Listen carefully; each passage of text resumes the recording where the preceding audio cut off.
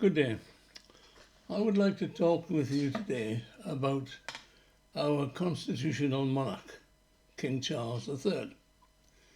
Now, personally speaking, I don't really like the guy, as I've mentioned before in another video recorded a few weeks back. I think his morals are disgusting. His treatment of his former wife was appalling. He had no idea of how to go about things. He should have married the woman he is married to now a far sight earlier, but that's the way it happens. He was almost pushed into marrying a virgin because she was untouched, as it were. He managed, I don't know how, to get an heir and a spare, probably, but by other means. But anyway, that's beside the point. The main thing is that a constitutional monarch who has been waiting as long as Charlie has to do things that he wants and wishes to do, suddenly finds that a constitutional monarch comes with training wheels. He wakes up after Liz the Good finally dies, and after the ceremonial mourning period, in which his stiff upper lip is very prominent, he has to decide what to do with horny Prince Andrew, he of the strange and weird ideas about underage sex and stuff like that, and also with the long-time losers Harry and Meghan. Now, what he does with Harry and Meghan, he should tell them that henceforth they are no longer the Duke and Duchess of Sussex. They are living in America. Good luck to them. But I don't know if he'll ever go that far. But anyway, back to the main thing that I wish to talk about. For years, for decades, this clown has been dallying with the environment, with vegan, with planting flowers and talking to the bastard things, and then generally making a real fool of himself. He clocked onto the Green Movement some many years ago, and fair enough. If he thinks it's doing the right thing, so what? But he's got to remember that all good things come to an end when you are no longer the Prince of Wales, but you are King Charles III. Remember what happened to the first Charles.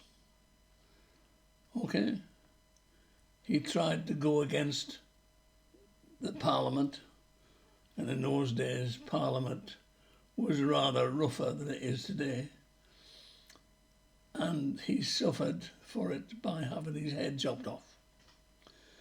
Oliver Cromwell, in my view, was possibly the best thing ever that this country ever saw, but that's my opinion. But as I say, Charlie has got to remember that now he's King Charles III, he can no longer proselytise the ideas of, I think it's net zero 50 or in 2050 or ban all fossil fuels by next Thursday or whatever. He has to keep his big trap shut. And he must be finding out now that in his first meeting with Prime Minister Liz Truss, a woman who maybe hasn't got the right idea about timing of financial efforts and things like that, but she has an idea that Britain should work for itself, never mind for other people. There are rumours, only rumours right now, that the whole net zero by 2050 is being considered for being on the blocks. Now, I mean, if Charlie was still Prince of Wales, he'd been jumping up and down with a long stick and shouting "rhubarb, rhubarb." But he's not. He's now the king. And a king within a constitutional monarch can maybe think many things, but he isn't allowed to say anything. During the entire 7 decades of Queen Elizabeth's rule, she was never caught short. The only time anybody ever heard her say anything was when they virtually lip read or got a clear line of sight on a boom microphone.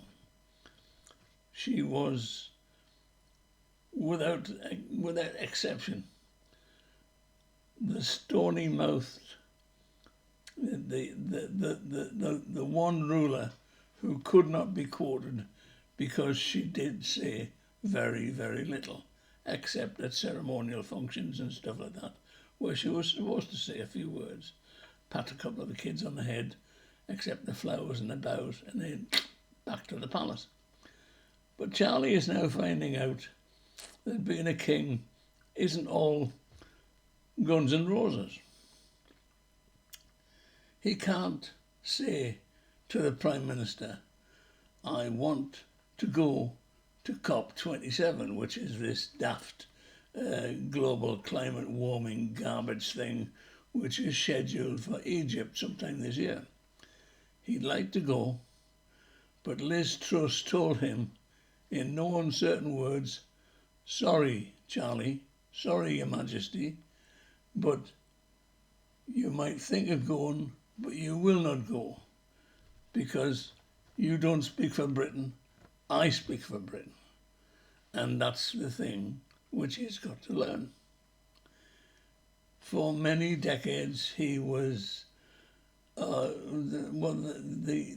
sort of advocate of climate change and all these things and how to stop it, which is, in my opinion, a load of old bollocks. Since, despite some weird weather, no country, no island has been devastated by water, rising water, because the ice is still there. Okay, it's more somewhere else, but it's not melting. It's coming back. It's staying in the ice, and the ice in Greenland is over a mile thick. And the Antarctic, I mean, okay, there's lots of bits falling off, but they are being replaced by more ice. So what's Charlie going to do? Is he going to just play with his Jack Russells and worry about what Camilla's going to be doing? No.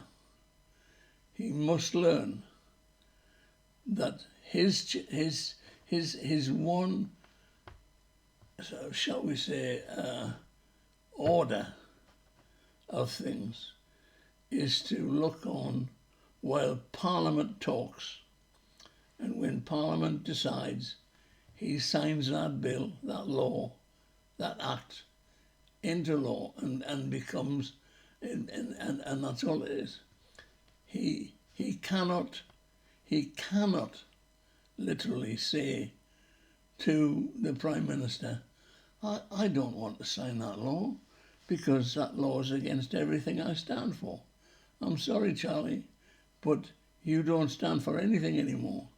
You stand as the constitutional ruler of Great Britain or Northern Ireland, and you'd better live up to that, because believe me, Charlie, you've had a long, long time to revel in the castles you own, the lots and lots of land, how to grow lots of things which nobody else would even want to grow, stuff like that. And suddenly you're faced with the reality that you have to do the job that your mother left you, to be a constitutional monarch, and above all else, to keep your bloody trap shut. I thank you for your time. and I hope to see you again.